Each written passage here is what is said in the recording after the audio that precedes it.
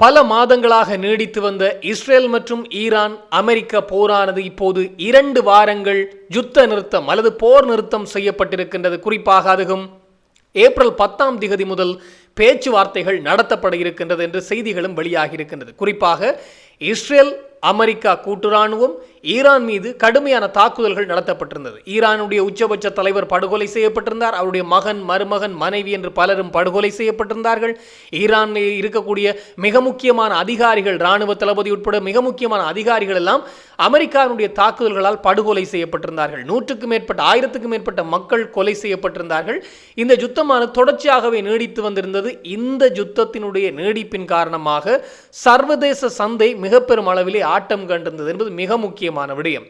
அதிலும் சர்வதேச சந்தையானது எரிபொருளுக்கு பல்வேறு நாடுகளிலே தட்டுப்பாடு ஏற்பட்டிருந்தது. இலங்கை, இந்தியா போன்ற நாடுகளும் கடுமையாக இந்த விடயம் சார்ந்து அடி வாங்கியிருந்தது.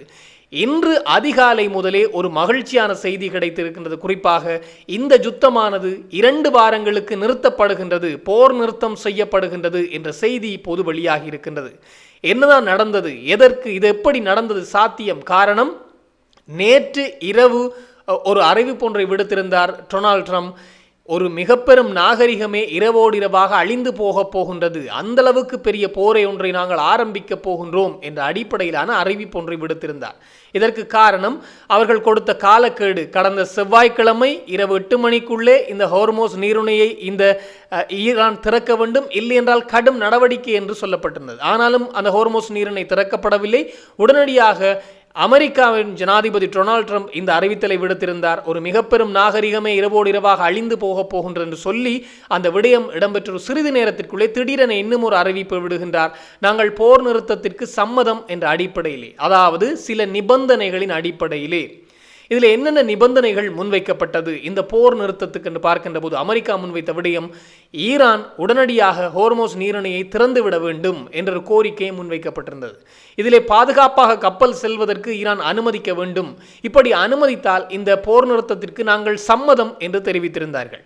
இதை சொல்வதற்கு இன்னும் ஒரு காரணம் இருக்கின்றது. பாகிஸ்தான் தான் இதன் பின்புலத்தில் இருந்து செயற்பட்டதாம். அதாவது இந்த 2 நாடுகளுக்கும் இடையிலான போர் நிறுத்தத்தை அல்லது போர் நிறுத்தம் பேச்சுவார்த்தை என்ற அடிப்படையிலே அதை முன்னகர்த்துவதற்கு பாகிஸ்தானுடைய பிரதமராக இருக்கின்ற ஷெரீப் தான் இந்த விடயத்திலே முன்னின்று செயற்பட்டிருக்கின்றார். அத்தோடு இராணுவ தளபதி, பாகிஸ்தானுடைய இராணுவ தளபதி, ஃபீல்ட் மார்ஷல் தரத்தில் இருக்கக்கூடிய இராணுவ தளபதியும் இந்த விடயத்திலே முன்னின்று செயற்பட்டு இரவு நடக்க இருந்த மிக பெரும் போரை நிறுத்துவதற்காக 2 நாடுகளோடும் பேசியிருக்கின்றார்கள்.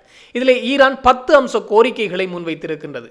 10 அம்ச கோரிக்கைகள் என்றால் உடனடியாக அதிலே மிக முக்கியமான என்று பார்த்தால், ஈரான் மீது அமெரிக்காவுடைய தாக்குதல் நிறுத்தப்பட வேண்டும், அமெரிக்க இராணுவம் இந்த மத்திய கிழக்கிலிருந்து பின்வாங்க, அதாவது வெளியேற்றப்பட வேண்டும். அதோடு பல கோரிக்கைகள் முன்வைக்கப்பட்டிருக்கின்றது. ஈரானால் அமெரிக்கா விதித்திருக்கின்ற பொருளாதார தடை நீக்கப்பட வேண்டும் என்ற அடிப்படையிலே பலதரப்பட்ட கோரிக்கைகள். அதோடு யுத்தத்திலே இடம்பெற்ற இழப்புகளுக்கு, இந்த போரிலே இடம்பெற்ற இழப்புகளுக்கு நட்டஈடு அமெரிக்கா கொடுக்க வேண்டும் என்ற அடிப்படையிலே பல்வேறு கோரிக்கைகள் முன்வைக்கப்பட்டிருந்தது. 10 கோரிக்கைகள் முன்வைக்கப்பட்டிருந்தது. அதோடு லெபனானிலே நடக்கின்ற போரும் நிறுத்தப்பட வேண்டும் என்றும் சொல்லப்பட்டிருந்தது. அந்த கோரிக்கைகளிலே ஒரு சில அந்த விடயங்களை நாம் கருத்திலே கொண்டு அமெரிக்கா ஒரு கருத்தை, அதாவது ஜனாதிபதி டொனால்ட் ட்ரம்ப், அமெரிக்காவின் ஜனாதிபதி குறிப்பிட்ட விடயம், இந்த ஈரான் ஹோர்மோஸ் நீரிணையை திறக்க வேண்டும், பாதுகாப்பாக கப்பல் செல்வதற்கு அனுமதிக்க வேண்டும், அப்படி நடந்தால் நாங்கள் போர் நிறுத்தத்திற்கு சம்மதம் என்று சொல்லி இருந்தார்களாம். இந்த பாகிஸ்தான் கொடுத்த 2 வார போர் நிறுத்தத்திற்கு 2 நாடுகளுமே சம்மதம் தெரிவித்திருக்கின்றது. முதலாவது டொனால்ட் ட்ரம்ப் தெரிவித்திருக்கின்றார். அதன் பின்னர் ஈரான் தரப்பிலிருந்து அப்பாசி, அதாவது வெளியுறவுத்துறை அமைச்சரான அப்பாசி இந்த விடயத்தை தெரிவித்திருக்கின்றார். ஈரானும் இந்த விடயத்திற்கு சம்மதம்.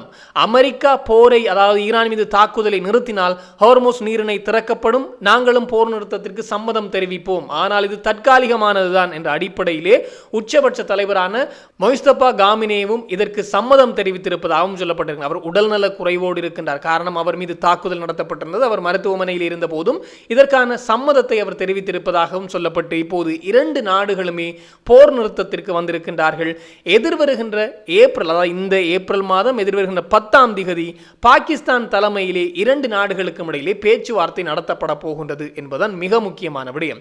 இப்போது ஈரான் அறிவித்திருக்கின்றது 2 வாரங்களுக்கு ஹோர்மோஸ் நீரிணை திறந்து விடப்படுகின்றது, பாதுகாப்பாக கப்பல் செல்வதற்கு ஈரான் பொறுப்பு என்பது சொல்லப்பட்டிருக்கிறது. ஆனால் அமெரிக்கா தாக்குதல்களை நடத்தக்கூடாது என்றும், நாங்கள் அமெரிக்காவை நம்பவில்லை, அமெரிக்காவை நாங்கள் முழுமையாக நம்பவும் முடியாது என்ற அடிப்படையில் அரைமனதோடு நாங்கள் இந்த பேச்சுவார்த்தைக்கு நாங்கள் சம்மதம் தெரிவித்திருக்கின்றோம் அல்லது பேச்சுவார்த்தைக்கு செல்கின்றோம் என்ற அடிப்படையில் சொல்லியிருக்கின்றது. அமெரிக்காவும் அதே போன்ற ஒரு கருத்தை தான் தெரிவித்திருக்கின்றது. எனவே இரண்டு நாடுகளும் போர் நிறுத்தம் என்பது தங்களுடைய சண்டைக்கு எடுத்துக் கொள்கின்ற ஒரு இடைவேளை போன்றுதான் இருக்கின்றதை ஒழிய, அல்லது தங்களை பலப்படுத்திக் கொள்வதற்கான இடைவேளை போன்றுதான் இருக்கின்றதை ஒழிய, மாறாக இது உண்மையான போர் நிறுத்தமாக இருக்காது. காரணம், இரண்டு நாடுகளுமே அதற்கு எதிர்ப்பு தெரிவிக்கின்றது, அல்லது அதற்கு மாறான கருத்துக்களை தெரிவிக்கின்றார்கள். அதிலே ஈரான் சொல்லியிருக்கின்ற விடயம், ஈரானுடைய உச்சபட்ச தலைவர் சொல்லியிருக்கின்ற விடயமானது, நாங்கள் ஒன்றும் இந்த போரை அதாவது இந்த யுத்த நிறுத்தத்தை முழுமையாக நம்பவில்லை, பேச்சுவார்த்தையையும் அமெரிக்காவையும் நாங்கள் முழுமையாக நம்பவில்லை, அரைமையானதோடு தான் செல்கின்றோம். இருந்தாலும் எங்களுடைய விரல்கள், எங்களுடைய கைகள் துப்பாக்கி முனையிலே தான் இருக்கின்றது, நாங்கள் துப்பாக்கி முனையோடு தான் நாங்கள் உறங்கிக் கொண்டும் இருக்கின்றோம் என்ற அடிப்படையிலான கருத்தை தெரிவித்திருக்கின்றனர். எப்போதும் நாங்கள் தாக்குதலுக்கு தயார் என்பதையும் சொல்லிக்கொண்டு 2 வார போர் நிறுத்தத்திற்கு நாங்கள் சம்மதம் என்பதை ஈரான் தெரிவித்திருக்கின்றது. இஸ்ரேலையும் சம்மதிக்க வைக்க வேண்டும். இஸ்ரேலும் இப்போது அரை மனதோடு சொல்ல முடியாது, கால் மனதோடு சம்மதித்திருப்பது போன்றான் தெரிகின்றது. காரணம், இந்த சம்மதம் சொல்லி ஒரு சிறிது நேரத்திலே லெபனான் மீது தாக்குதலை நடத்திவிட்டார்கள் இஸ்ரேல். இதுதான் மிக முக்கியமான விடயம். ஈரான் மீது நடத்தப்படுகின்ற தாக்குதல் நிறுத்தப்பட்டு விட்டது, அமெரிக்காவும் அதனை நிறுத்தி கொண்டது, ஈரானும் நிறுத்தி கொண்டது. ஆனால் இஸ்ரேல் லெபனானில் இருக்கின்ற கிஸ்புல்லாக்கள் மீது தாக்குகின்றோம் என்று அங்கு இருக்கின்ற மக்களினுடைய குடியிருப்புகள் மீது தாக்குதலை நடத்த ஆரம்பித்திருக்கின்றார்கள். இது ஏன், எதற்காக என்று பார்க்கின்ற போது, பாகிஸ்தான் இந்த 2 வார கால போர் நிறுத்த ஒப்பந்தத்தை முன்வைக்கின்ற போது, இந்த கோரிக்கையை முன்வைக்கின்ற போது, அமெரிக்காவும் ஏற்றுக்கொள்கின்றது சில நிபந்தனைகளோடு, ஈரானும் ஏற்றுக்கொள்கின்றது சில நிபந்தனைகளோடு. ஆனால் பாகிஸ்தான் சொன்ன ஒரு விடயம், இந்த போர் நிறுத்த நிபந்தனையானது இஸ்ரேல் ஈரானுக்கு மாத்திரமல்ல, அதனை சூழ உள்ள மத்திய கிழக்கில் உள்ள எல்லா நாடுகளுக்கும் தான், குறிப்பாக லெபனானுக்கும் சேர்த்ததுதான் என்பதை சொல்லியிருந்தார்கள். ஆனால் இஸ்ரேல் இப்போது அதற்கு மறுப்பு தெரிவித்திருக்கிறார்கள். லெபனானுக்கு அது பொருந்தாது என்ற அடிப்படையிலும், லெபனான் தெற்கிலே இருக்கக்கூடிய டயர் என்று சொல்லப்படுகின்ற கடற்கரை ஒரு நகரத்தில் இருக்கின்ற மக்களை அவர்கள் உடனடியாக வெளியேறும்படி அரபி மொழியிலே அவர்கள் அறிவுறுத்தல் கொடுத்திருக்கின்றார்கள். ஒரு ஆற்றங்கரையை கடந்து நீங்கள் பாதுகாப்பான இடத்துக்கு செல்லுங்கள் என்று எச்சரிக்கை விடுத்திருக்கின்றார்களாம்.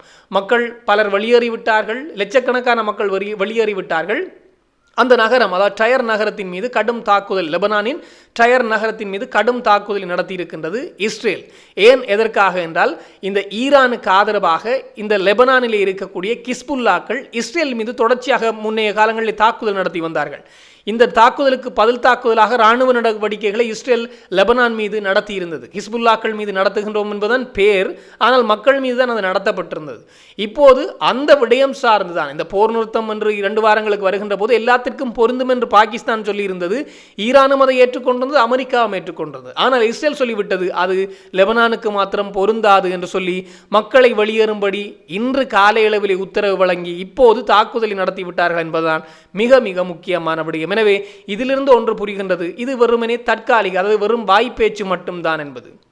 காரணம், 2 நாடுகளுமே தங்களை பலப்படுத்திக் கொள்வதற்கான ஒரு வேலைப்பாடுகளை மேற்கொள்கின்றது. எனவே பாகிஸ்தானுடைய இந்த நடவடிக்கைகளினால் கொஞ்ச நாள், அதாவது 2 வாரங்களுக்கு உலகம் கொஞ்சம் நிம்மதியாக இருக்கும். காரணம், பல கப்பல்கள் ஹோர்முஸ் நீரிணை அந்த வளைகுடாவை தாண்டி செல்ல முடியாத நிலையிலே காணப்பட்டது.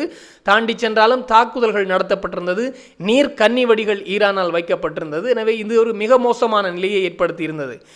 இலங்கை உட்பட, இந்தியா உட்பட பல நாடுகளுக்கும் இது கடும் மோசமான நிலையை ஏற்படுத்தி இருந்தது. எனவே இப்போது 2 வாரங்களுக்கு திறக்கப்படுகின்றது என்றால் தேங்கி நிற்கின்ற கப்பல்கள் எல்லாம் இப்போது உடனடியாக வெளியேற ஆரம்பித்திருக்கும்.